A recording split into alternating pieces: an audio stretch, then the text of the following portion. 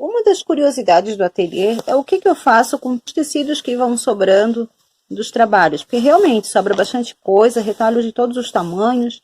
Tem tecido importado, tem tecido nacional, tecido que nem existem mais. Eu vou juntando tudo em caixas, em sacolas e separando para possíveis trabalhos. Vou montando de acordo com o que eu preciso fazer no momento. Por exemplo, esse jogo americano, né, em patchwork. O patchwork, o que é? É a técnica de unir os retalhinhos, tornando aí uma peça única e exclusiva e fazendo com que o cliente tenha um carinho especial por conta disso. Essa colcha de retalhos, por exemplo, ela já tem aqui reunido mais de 100 estampas diferentes.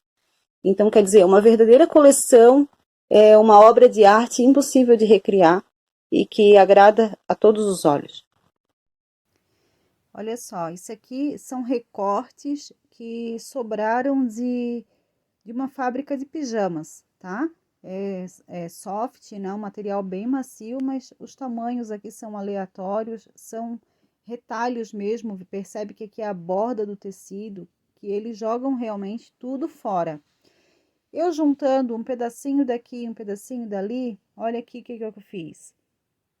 Dá para fazer muito brinquedo, muita coisinha linda, com retalhos diversos, né, com materiais diversificados para agregar aí nas suas artes. E tá aqui, esse aqui vai ser acoplado numa boneca. E olha que coisa fofa que ficou, poderia ser um brinquedo para bebê também.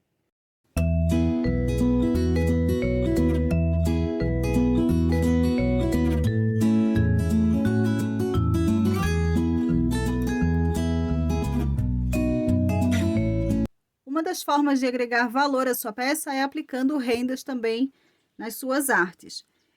Existem várias formas de aplicar a renda. Eu vou ensinar aqui um jeitinho prático que você já coloca a renda intercalando aqui na própria costura. Então, olha só, a renda existe dois lados, né? O lado direito e o lado avesso. A gente posiciona o lado avesso para cima, colocamos o tecido sequência e passamos a costura nessa margem. Dessa forma, ao virar, a renda já vai ficar posicionada certinha.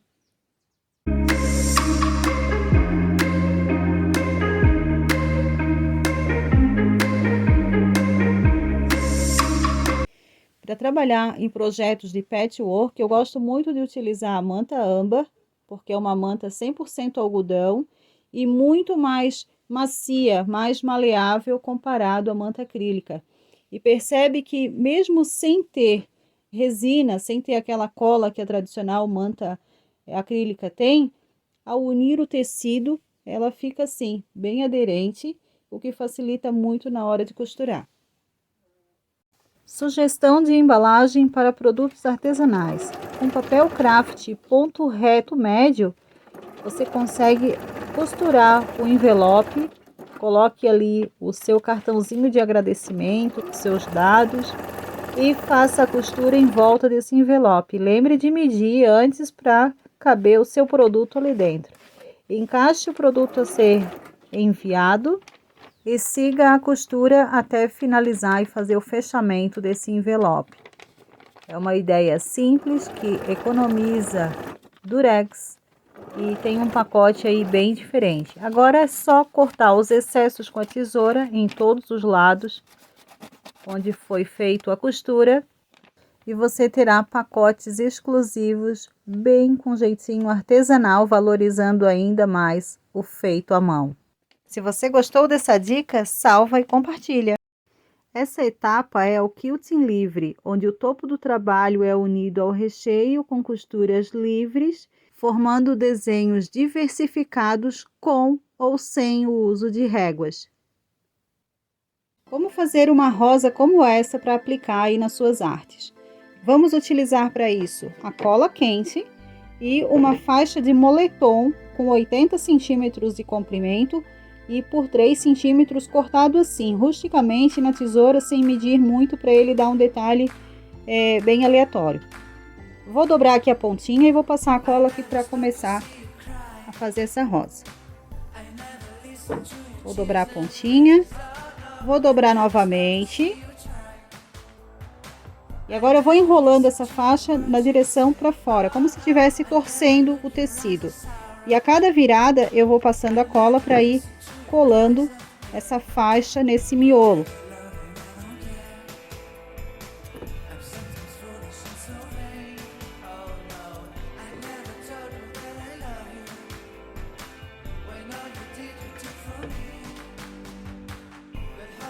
Para trabalhar com projetos maiores como trilho de mesa e mantas, necessitamos de duas coisas: espaço adequado para poder esticar o trabalho e também alfinetes para prender as camadas e fazer um acabamento de qualidade, como o corte e o quilting.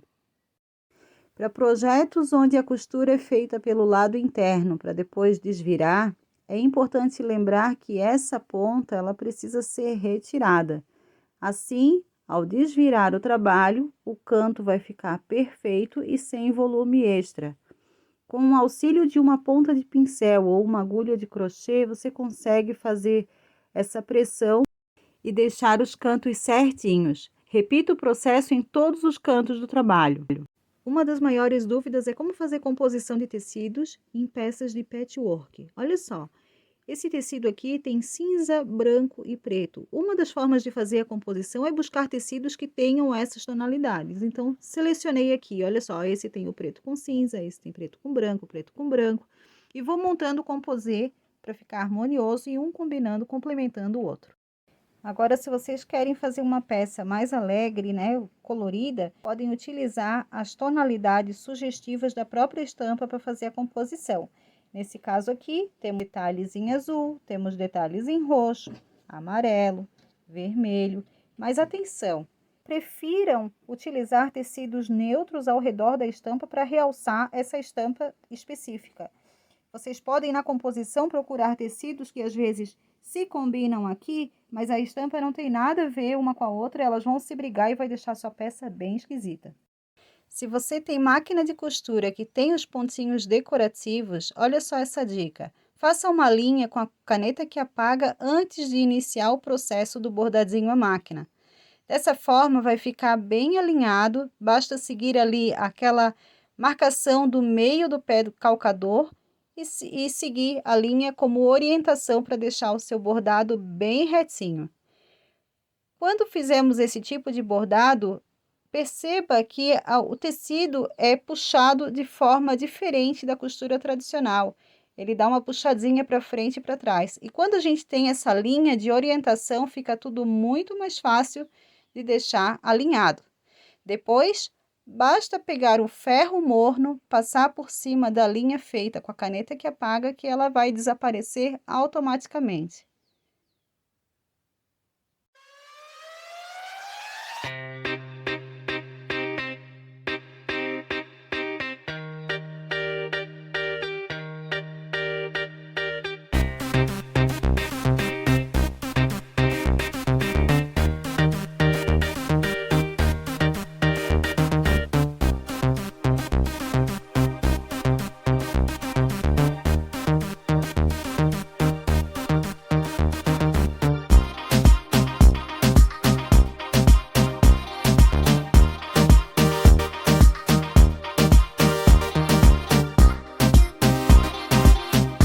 Os tecidos desfiam depois do corte feito. Precisamos proteger com uma costura na máquina doméstica feita com zigue-zague.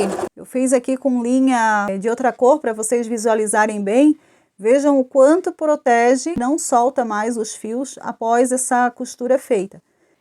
Na máquina overlock, essa limpeza do tecido, ao mesmo tempo que faz a costura protetora, ela já limpa os excessos, já vai cortando o que sobra. Então fica um acabamento bem perfeito, né? Olha só.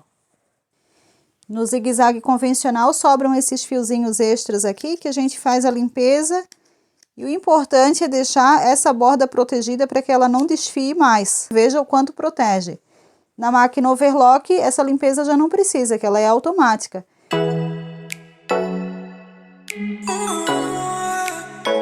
E o tecido, eu devo cortar ou rasgar? Eu vou fazer um piquezinho aqui na estampa e vou rasgar para vocês verem o que acontece. Olha só, a estampa fica atravessada. Aqui o desenho começa pequenininho e aqui ele termina com o desenho praticamente completo, tá vendo? Ele ficou torto.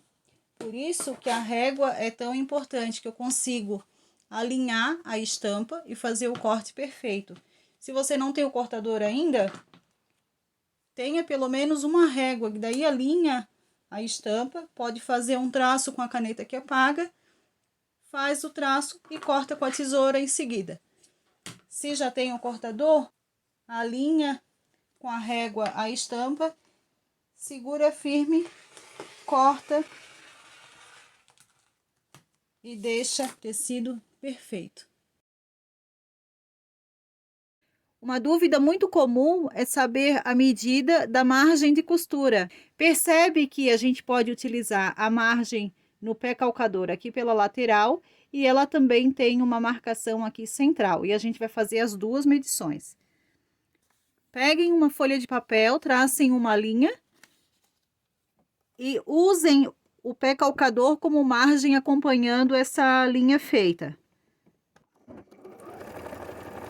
Agora repetimos o processo utilizando a marcação interna do pé calcador. Agora sim, podemos tirar as medidas. Utilizando o calcador pela margem externa, nós temos 75 milímetros. E usando a marcação interna do pé calcador, 50 milímetros de margem de costura. Vocês também têm rendas, viés, pedacinhos pequenos e não sabem como aproveitar? Olha só essa dica. Eu peguei um pedaço de brim, fiz uma linha de marcação, vou posicionar aqui a renda, vou abrir o viés, vou alfinetar aqui nessa borda. Para quem não sabe, o viés a gente passa a costura aqui na marcação da dobrinha interna, depois que só virar que ele vai ficar posicionado bem certinho. Antes de fechar aqui, eu vou colocar também essa grega decorada, bordada, bem antiga que eu tenho, que vai ficar um detalhe bem diferente aqui na frente.